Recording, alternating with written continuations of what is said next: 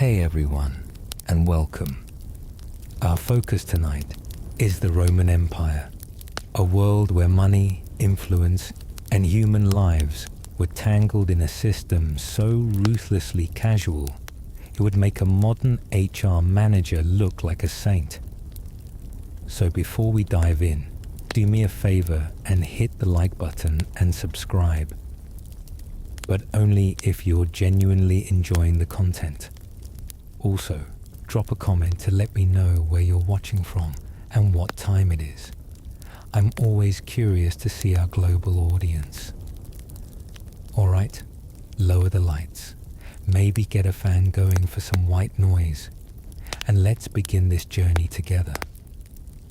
If you think the modern job market is tough, just be grateful you weren't literally for sale in a Roman market. Back then, your qualifications weren't listed on a sheet of paper. They were hung on a placard around your neck. And yes, that included all your flaws. Tends to bite when provoked. Can't stop quoting Greek poets. Considers himself too good for washing dishes. Nothing was off limits. The Roman slave market, to be polite, was a chaotic display of human flesh. The most well-known was in Rome's Forum, but major hubs like Delos and Ephesus also had these human marketplaces. These were hardly dignified settings. Imagine wide open squares packed with people in chains, standing on auction blocks as potential buyers prodded their muscles and inspected their teeth to gauge their value. Prices were either chalked onto boards or yelled out by auctioneers in a grim parody of a home shopping channel. Lot number 47, strong, not overly talkative, can recite Virgil from memory. Bidding wars could ignite over highly desirable slaves, such as physicians, secretaries, or beautiful concubines. That's right, you could be bought for your intellect, your strength, or your looks. The Romans were nothing if not efficient. The market operated a lot like a pre-owned car lot, only the vehicles had thoughts and fears. Slaves were frequently oiled to look healthier, presented as younger than they were, or even had their hair dyed to cover up the grey, the ancient equivalent of an Instagram filter. And if a buyer felt they'd been tricked, too bad, unless the seller conveniently forgot to mention that their new property had a habit of running away, starting fires, or making attempts on their owner's life. There were some regulations. Legally, sellers had to disclose specific issues like epilepsy, a chronic aversion to work, or strong political views. But there were plenty of ways around that. After all, if you described a rebellious Gallic warrior as spirited and independent, you could probably still justify the sale to yourself. Let's imagine you're an average Roman citizen, not a senator or a general. Just a guy whose house is a little nicer than his cousin's. You need someone to sweep your courtyard, carry your documents, or maybe just stare down your neighbor's noisy dog. Well, you're in the market for a basic, unskilled male slave, the ancient world's minimum wage worker, but without the wage or any rights. The typical price for this standard model was about 500 to 2,000 sesterces. That might just sound like old-timey currency. So for context, a Roman legionary, your average soldier, made around 900 sesterces a year. That means buying one person would cost you nearly 2 years of grueling military service. Or you could just hope a wealthy uncle left you in his will. Now, the cheaper slaves weren't always top quality. Many were prisoners of war, underfed, or simply lacked motivation. The ancient version of an employee whose only question is, So what's the salary? But they were still more affordable than hiring a free person. And unlike a free person, you could legally beat them for being tardy. Efficiency. These laborers usually toiled in the fields, on construction projects, or in the mines. The mines were essentially a death sentence. Your life expectancy was measured in weeks.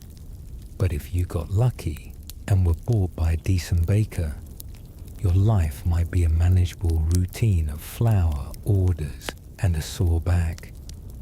You could also rent. If you didn't have the cash to buy a slave outright, you could lease one for the day, like a morbid version of a ride-sharing service. I need one strong Thracian for the day, and tell him to keep the small talk to a minimum. It's truly incredible what was considered normal before HR was invented. Interestingly, even unskilled slaves could become more valuable if trained. If the guy who hauled your grain learned how to mix cement or read a ledger, his value just went up like a piece of property. Some owners invested in training their slaves.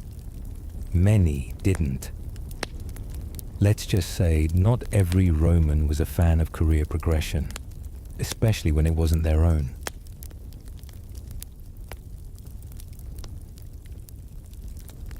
So you've moved past the general labor section of the slave market.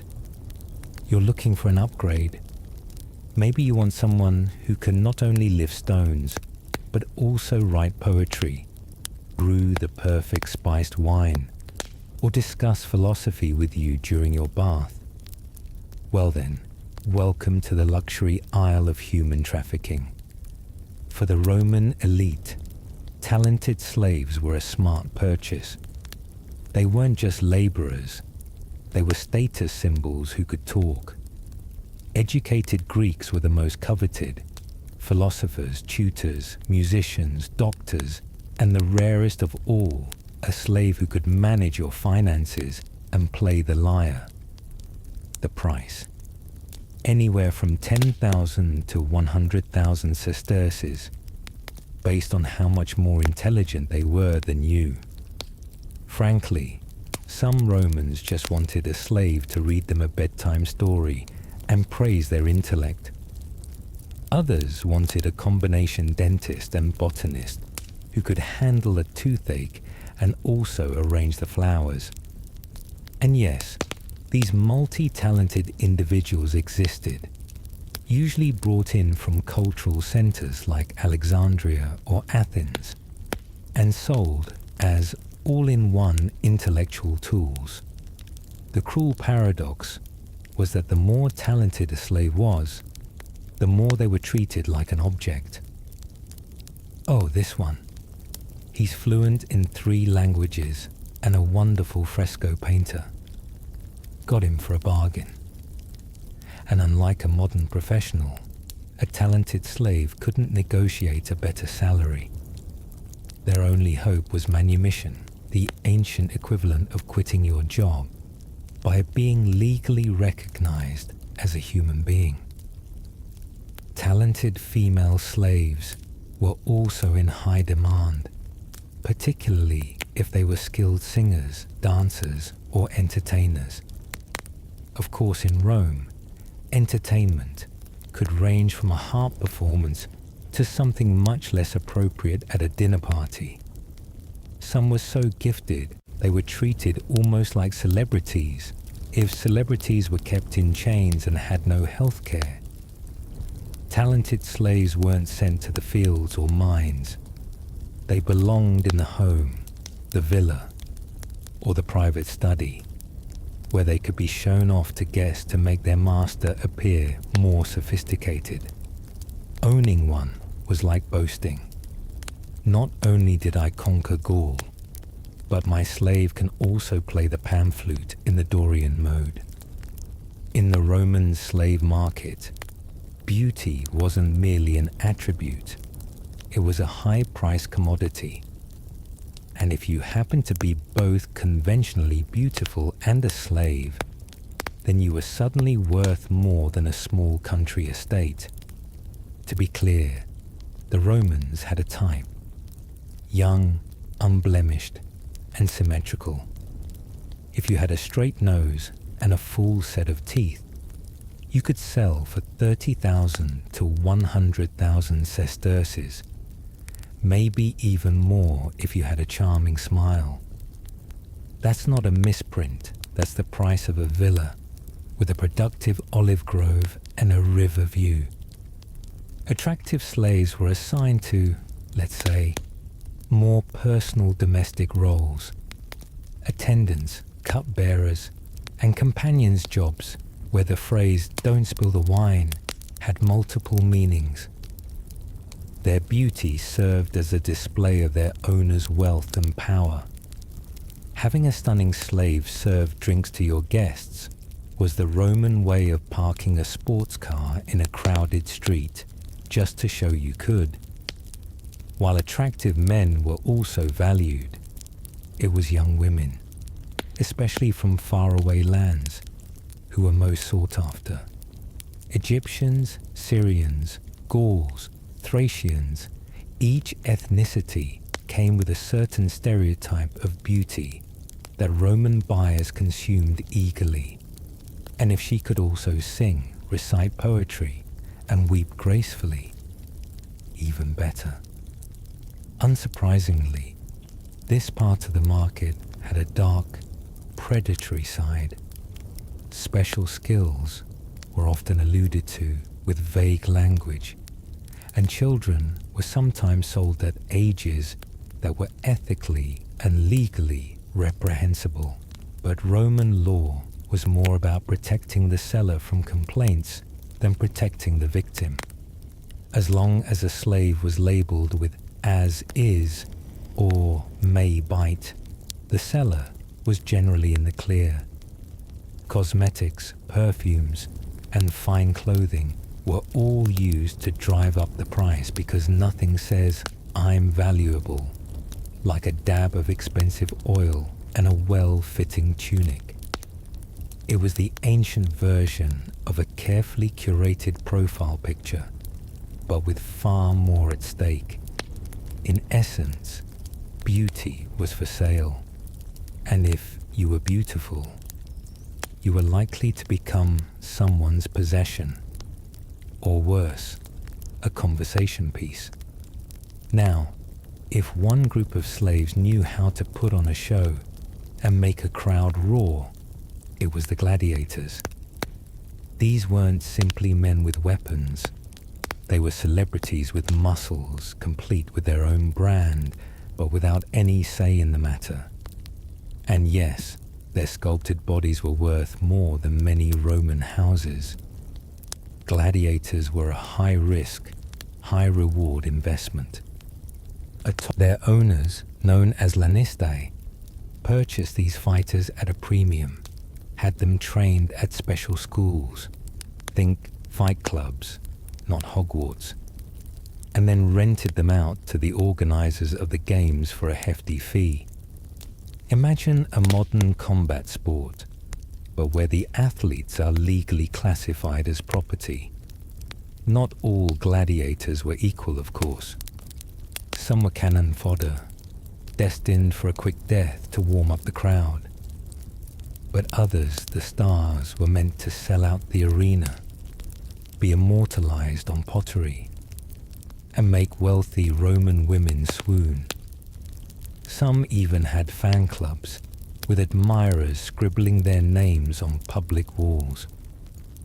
Of course, gladiators were a risky asset. If your prize fighter took a sword to a vital organ, your investment was gone. To mitigate this risk, some wealthy Romans would buy and brand an entire team of fighters. And to be clear, not all of these warriors were men. There were also gladiatrices, female gladiators, who were rare, sensational, and even more expensive because of their novelty. It's one thing to win a duel, but it's another to do it while the entire Senate watches in stunned silence. And then there were the children. In most societies, they are seen as the future, precious and innocent. In ancient Rome, they were the budget-friendly option.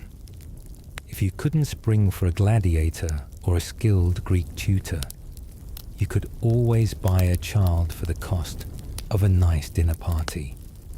A child slave might cost as little as 500 to 2,000 sesterces, depending on their age, health, and general hardiness. Why so cheap? It was a high-risk investment. Children were small, needed to be trained, and were fragile. They couldn't do heavy labor or recite epic poetry yet, but they could deliver messages, sweep, or fan you with a palm leaf while you relaxed.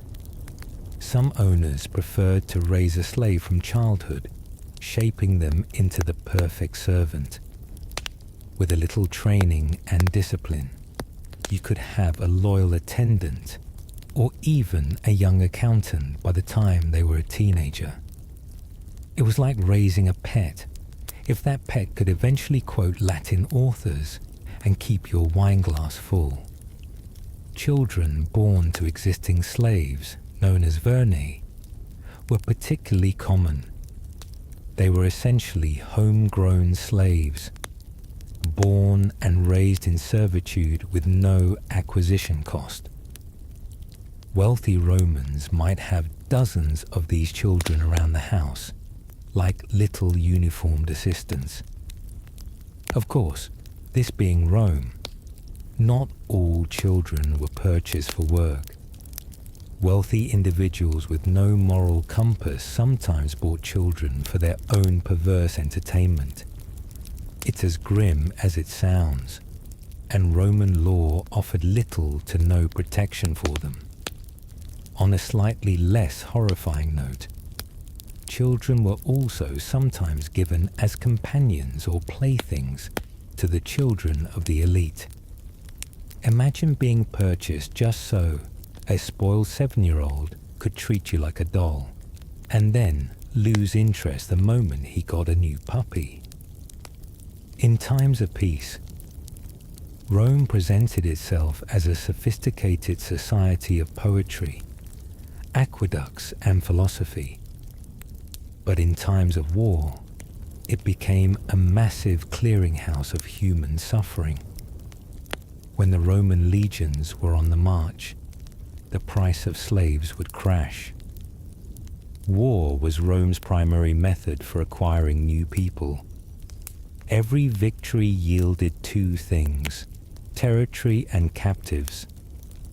And while land was good, people were profitable.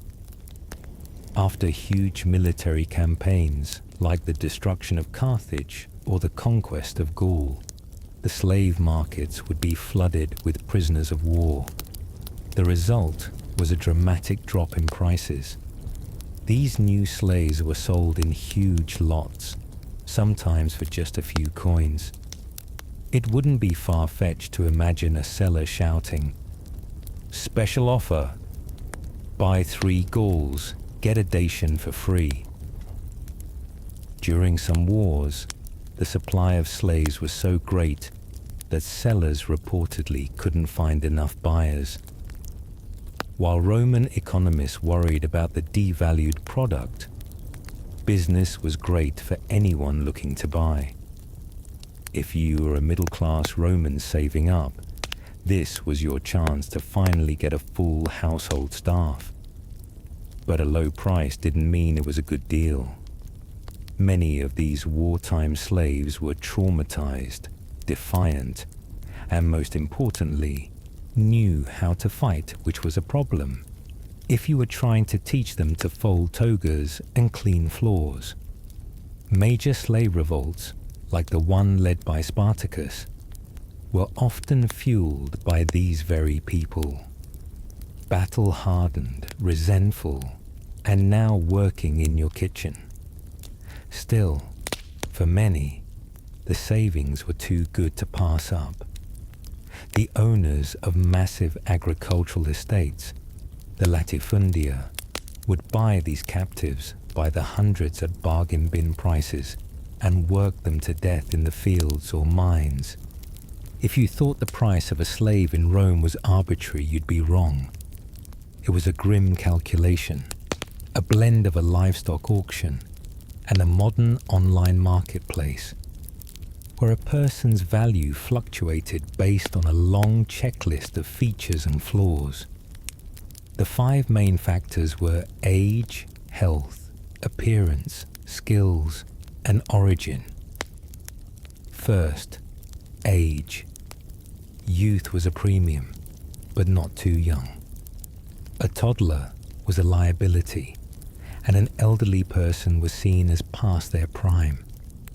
The sweet spot was from the late teens to the mid-30s. Older slaves were sold at a discount, like day-old bread, unless they were a Greek philosopher, in which case they were suddenly considered wise. Health was a major factor. A strong, healthy slave was expensive. A persistent cough, that's a price reduction. Missing a limb, you're in the clearance section. A limp, you're now a glorified doorstop. Appearance was also huge. Attractive slaves, particularly young women and boys, commanded disturbingly high prices. Slaves with pleasing features could be bought by the wealthy as status symbols or personal attendants. In short, being good-looking made you more valuable, whether you wanted it to or not. Then came skills. Could you read and write, cook, play a musical instrument without making people's ears bleed? The price shot up for anyone with a specialized trade. Doctors, teachers, musicians, and scribes could be worth 3 or 4 times as much as an unskilled laborer. It was like having your resume evaluated, but instead of a job offer, the result was a price tag. Lastly, your origin mattered. Gauls and Germans were generally seen as strong but brutish, good for manual labor, but not for intellectual tasks. Greeks, on the other hand, were seen as the pinnacle of culture. A Greek slave could be sold for a fortune, even if he spent most of his time criticizing your bad grammar. And there was always the notatio, a kind of report card that listed a slave's behavior, history, and known defects, just so you knew if your new butler had a history of violence. In the Roman Empire, if you were a female slave, you were presented with a wide array of terrible job options, most of which involved either domestic servitude or fending off unwanted advances.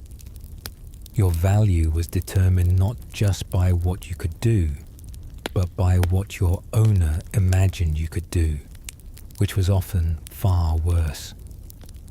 On the more respectable end, female slaves were essential household staff, working as cooks, cleaners, weavers, and nannies. They were the engine that kept the Roman villa running.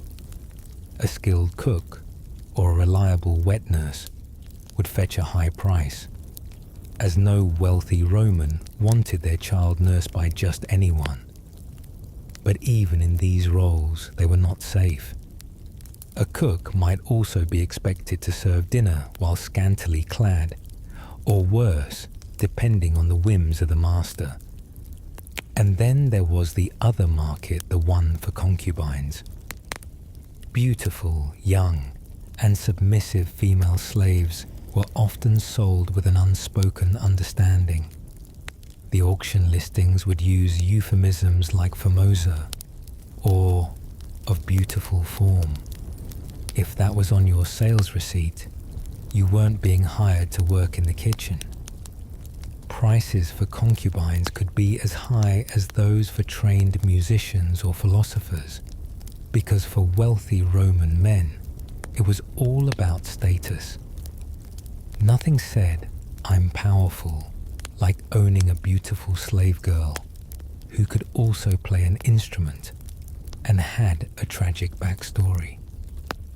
While concubinage was legal, female slaves had no right to refuse or consent. Their bodies were not their own.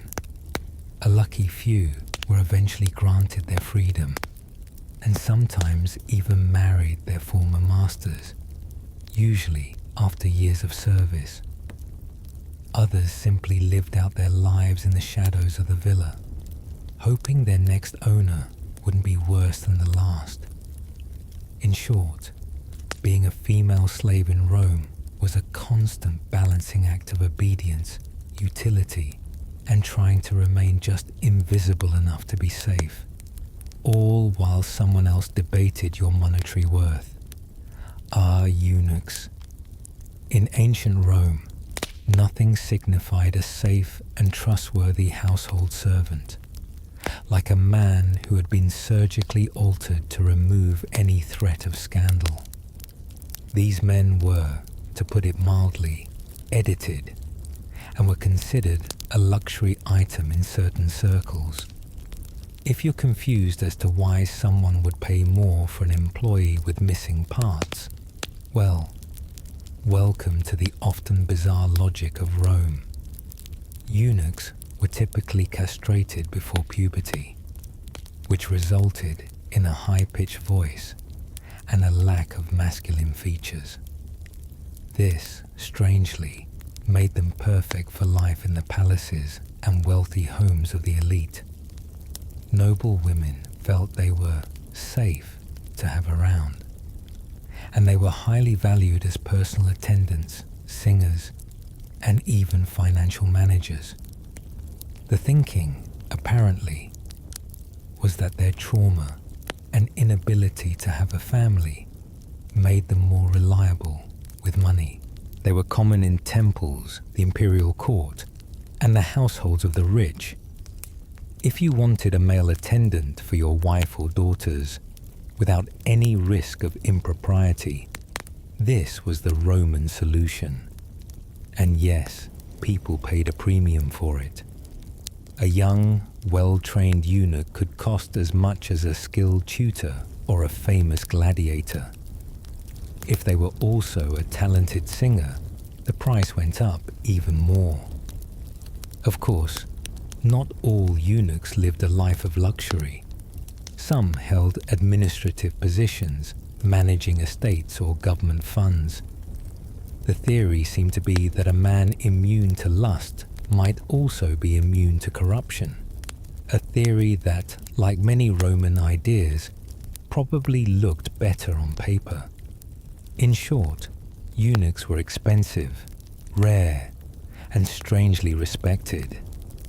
Their values shaped by a twisted logic that equated mutilation with loyalty. Buying a slave in Rome wasn't like a simple shopping trip. It was a choice between a public spectacle and a private back-alley transaction, both with very different price points. First, there was the public auction, the empire's version of a clearance sale, complete with togas and a general lack of morals.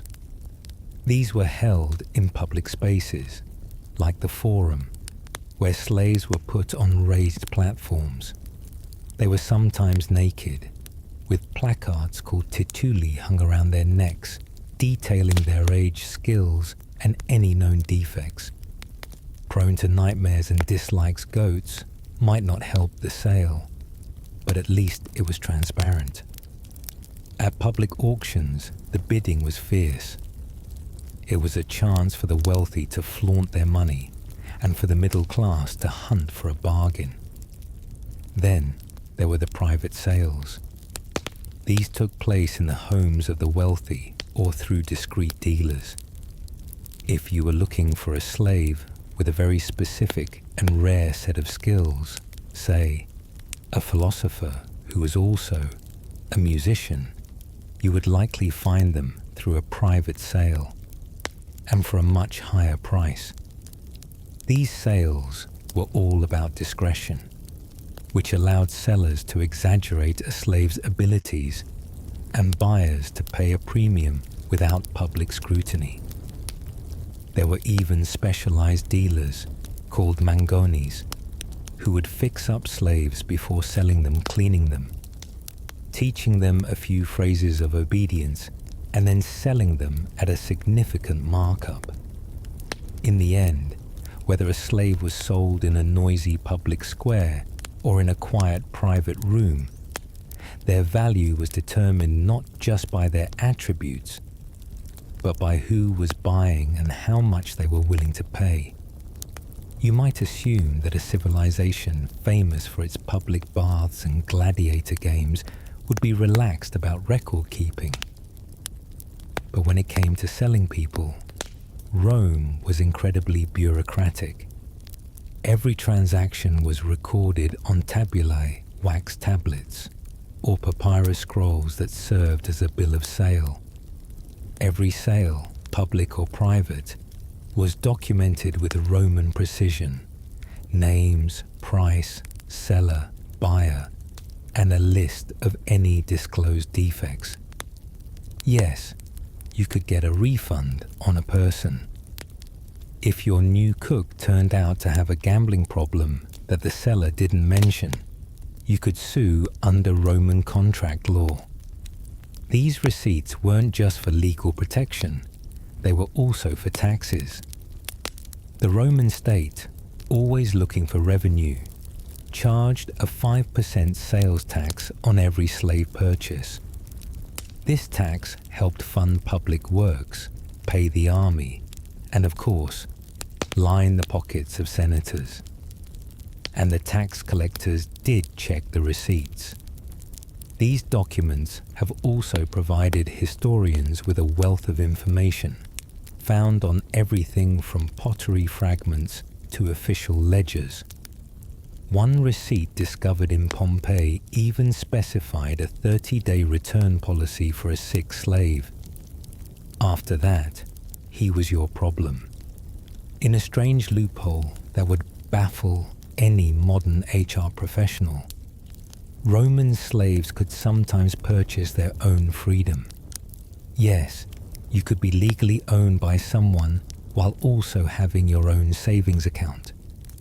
This wasn't usually an act of kindness from a master. It was a financial transaction. The system revolved around the peculium, a sum of money a slave was allowed to accumulate. Technically, this money still belonged to the master, but it was often considered the slave's own. Slaves could earn this money in various ways. Skilled professionals might be allowed to do freelance work. Domestic slaves could receive tips, and gladiators could earn bonuses for surviving a fight.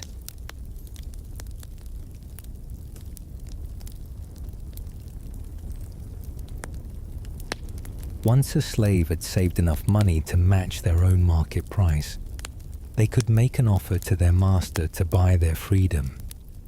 If the master agreed, the slave was manumitted or freed, though they often still had legal and social obligations to their former owner. It was the ancient world's equivalent of paying off a massive debt. However, not every slave had this opportunity. A master wasn't likely to sell a prize cook or a beautiful concubine, no matter how much money they offered. The entire process was dependent on the master's permission. Still, many slaves did succeed in buying their freedom. Some went on to become successful and wealthy, owning businesses, and in a final ironic twist, even purchasing slaves of their own. In the Roman world, manumission, the act of freeing a slave, was rarely a simple gesture of goodwill. It was an economic and legal process, complete with taxes and future obligations. A slave could be freed in a master's will, through a formal ceremony, or by a simple public declaration. These newly freed people, known as liberti, were not full citizens. They couldn't hold political office, but they could own property, conduct business, and were expected to pay taxes. They also owed a debt of loyalty and service to their former master for the rest of their lives. So why would a master give up a source of free labor? There were practical reasons. Freeing a slave meant one less person to feed and house. Freedmen also often remained connected to their former masters as clients, providing services and political support. And of course, there were taxes. The state charged a 5% tax on manumission. If a slave was buying their own freedom, the tax came from their savings. If the master was freeing them voluntarily, the master paid. This is likely why many acts of generosity were specified in a will, to be carried out after death when taxes were no longer a personal concern. This system also created a unique path for social mobility. Some freedmen became incredibly wealthy, owning shipping companies or real estate.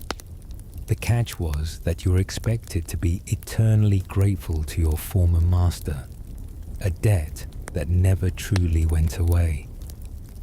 Let's be blunt. The Roman slave economy was a highly efficient system of human exploitation. It was a world where people were categorized, valued, taxed, and traded like any other commodity. This wasn't a flaw in the Roman system. It was the Roman system. It was the engine that built the empire's infrastructure, fed its wealthy citizens, and catered to their every whim. Slavery was so deeply embedded in Roman society that almost no one questioned it. Even the philosophers who wrote about the freedom of the soul had their meals served to them by people who had no freedom at all. This legacy, unfortunately, did not end with the fall of Rome. The Roman model of slavery, the legal and economic framework for treating people as property, became a blueprint for later centuries. When European powers began building their own colonial empires, they looked back to Roman law to justify their actions. The Roman Empire is long gone, but the echoes of its slave markets have haunted history ever since. Even worse, the popular, romanticized image of Rome, with its grand architecture and powerful armies, often sanitizes this brutal reality. We admire the Colosseum, but rarely discuss the slave labor that built it, or the countless slaves who died within its walls for entertainment. And yet, for all its calculated cruelty, Rome could not have existed without its slaves. They were the foundation of its economy, the support system of its households, and the reason its elite had the leisure to write poetry and govern an empire. So what can we learn from this? That great civilizations can be built on the backs of the oppressed. That immense wealth can be rooted in immense suffering. And that perhaps we should be more critical when we admire the achievements of the past. The cost of a slave wasn't measured just in currency. It was measured in lost humanity.